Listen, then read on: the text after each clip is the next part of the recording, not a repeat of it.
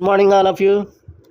మనం ఈరోజు ఒక స్మాల్ కిడ్ అంటే మనకి 7 ఇయర్స్ స్మాల్ కిడ్తో మనమైతే స్ప్లిట్ వేసి నార్మల్ జనరల్ సర్వీస్ అనేది చేయిస్తున్నాం ఫ్రెండ్స్. ఒక చిన్న పిల్లవాడు చేయగలిగింది మనం 25-30 ఏళ్ళు ఉన్నవాళ్ళు చేయలేకపోవడం హాస్యాస్పదంగా ఉంటుంది నాకు.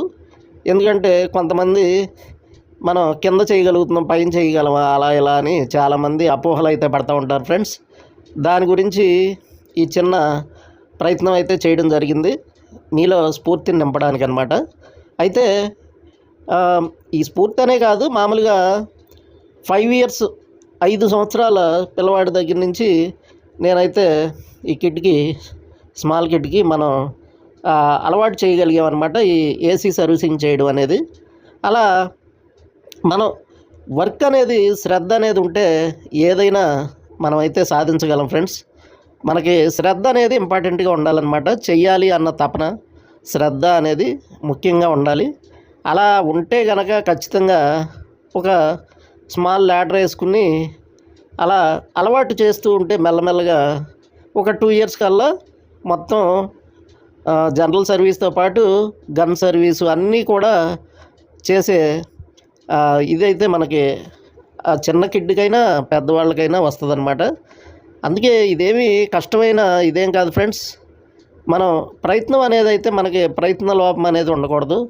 అలాగే మనకి చెప్పే ఫ్యాకల్టీ కూడా శ్రద్ధ తీసుకుని వాళ్ళకి మంచి నాణ్యతతో నేర్పించడం జరగాలి.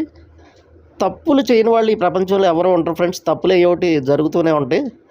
ఆ తప్పుల్ని సరిదిద్ది వాళ్ళకైతే నాణ్యమైన టెక్నికల్ విద్యనైతే అందించగలిగితే వాళ్ళు ఎదుగుదలకి అలాగే మనీ సంపాదించడానికి కానీ దేనికైనా అనుకూలంగా ఉంటుంది ఫ్రెండ్స్. మనకేంటంటే ఇది ఈ ఏసీ బాగా కూలింగ్ అనేది సరిగ్గా రావట్లేదు.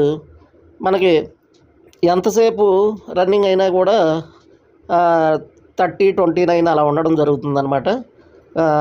బాగా డస్ట్ ఫిల్టర్స్ అనేది బాగా పూడిపోయినాయి, డస్ట్ పట్టేస్తుంది అనమాట. అలాగే మనకి ఆ స్వింగ్ బ్లేడ్ కూడా బాగా డస్ట్ అనేది ఫామ్ అయిపోయింది. అందుకని కూలింగ్ అనేది సరిగ్గా రావట్లేదు ఫ్రెండ్స్. అందుకని ఈ కిడ్ అయితే మొత్తం ఆ డస్ట్ ఫిల్టర్స్ని క్లీన్ చేయడంతో పాటు మనకి అక్కడ ఉన్న డబుల్ బ్లేడ్ స్వింగ్ బ్లేడ్ని కూడా